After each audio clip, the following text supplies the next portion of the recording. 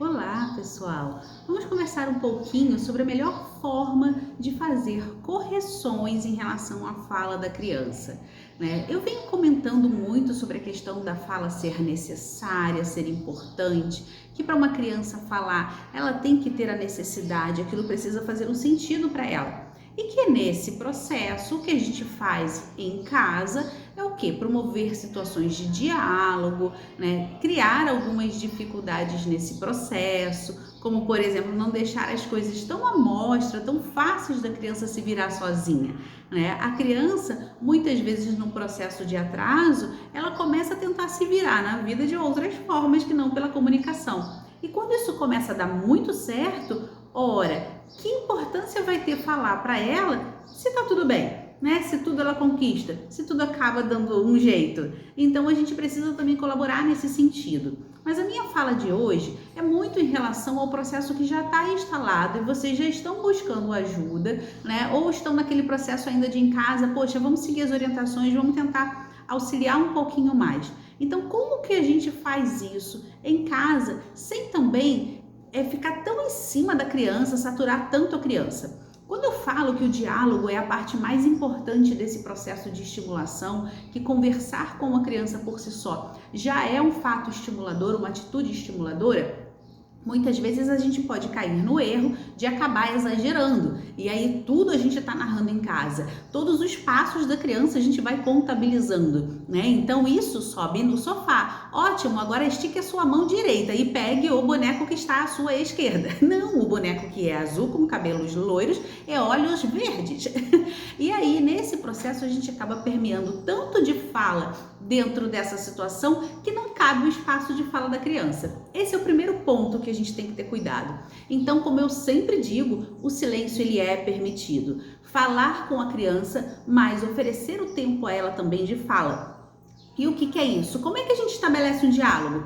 Eu falo, paro para você falar. Eu pergunto e te dou um tempo de resposta, né? E aí, se esse silêncio perpetua, eu vou e resgato aquela conversa e retomo, né? Mas não falar tanto a ponto de que eu falo e já tô até dizendo o que você deveria falar, né? E eu pergunto e já tô te dando a resposta nessa pergunta. Então aí eu não estimulo, aí eu ocupo o espaço de todo mundo nesse diálogo. Então o primeiro marcador é oferecer um espaço em que, num diálogo, são dois personagens e que eu consiga conduzir nesse processo a criança a entender que ela tem esse personagem de falante dentro desse diálogo. E eu faço isso criando esses espaços, esses intervalos, esse silêncio permitido em que eu dou tempo a ela de se organizar e me dar uma resposta, né?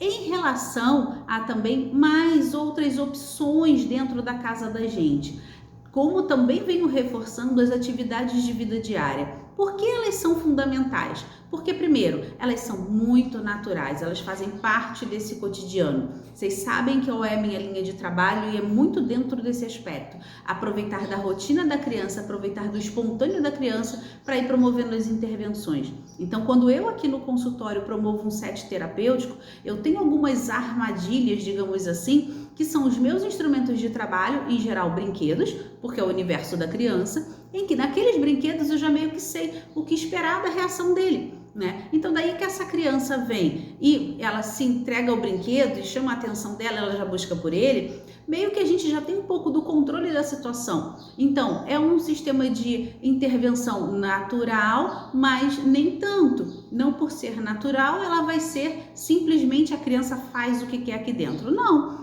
E da mesma forma as coisas acontecem em casa, porque não por ser espontâneo e fazer parte da rotina, aquilo vai virar o caos e não vai ajudar em nada, né? Justo por ter a rotina e por isso nos promover ambientes meio que controlados da situação, então eu sei que aquele horário vai acontecer isso, então antes da gente sair para aquela atividade, eu preciso separar a roupa dele. E aí eu vou chamar meu filho para fazer essa organização da roupinha. E aí nesse movimento já vem uma série de atividades e etapas em que eu vou estimulando ele a também me dar retorno. E retorno oral, retorno que inicialmente vem por movimento, porque pega para a mamãe na gaveta embaixo. Daí ele vai olhar, vai puxar a gaveta e vai pegar, né? Aí não, essa não, a vermelha é melhor. Traz a vermelha para mim. né? E aí, nisso você já vai construindo mais vocabulário na criança, né? De uma forma natural, incrementando com mais palavrinhas, porque as situações, mesmo que elas sejam meio que programadas pela rotina, elas mudam a cada dia, né? Uma separação de roupinha para sair que acontece num dia, ela jamais vai ser idêntica à do dia seguinte. Da mesma forma que na hora da alimentação, a rotina do almoço, por mais que ela tenha meio que um tempo planejado para acontecer, um horário para acontecer, por mais que às vezes até aconteça da gente repetir o cardápio de um dia para o outro, nunca vai ser a mesma cena, o mesmo cenário, o mesmo acontecimento do início ao fim. Então é dentro desse movimento natural, né, e que está dentro do cotidiano da gente que a gente vai aproveitando esses espaços, né? Porque toda atividade envolve fala, envolve comunicação. Então, disso você também já pode ter percebido que é trazer a criança para esse contrato, trazer a criança para essa formulação, para isso tudo que está acontecendo.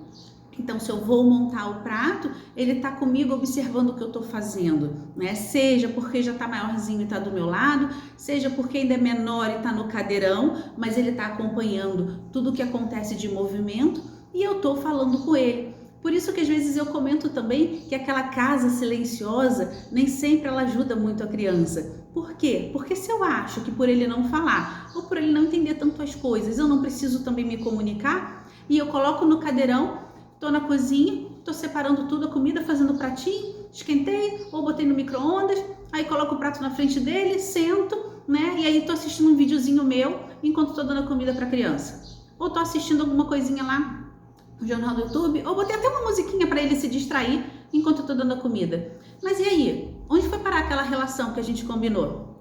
Onde foi parar aquela troca que a gente combinou? Aquele olho no olho? Aquele você gostou disso? Não, esse aqui, ó, vamos comer o amarelo, que o amarelo vai deixar você forte. E eu vou pegar um pouquinho de cada um. E agora, cadê aquele bocão? Né? Então, onde foi parar isso? Quando eu perco esse processo que deveria ser natural e muito bem aproveitado nesse sentido, né? Para transformar aquela situação numa situação mecânica, né? Estática, né? Sem ação que promove o quê? Diálogo, tá? Então, espero ter ajudado vocês um pouco com essas pistas, né, sobre a rotina da gente, de como a gente pode interferir melhor para ajudar o nosso filho nesse processo de desenvolvimento de fala. E até a próxima. Um grande beijo!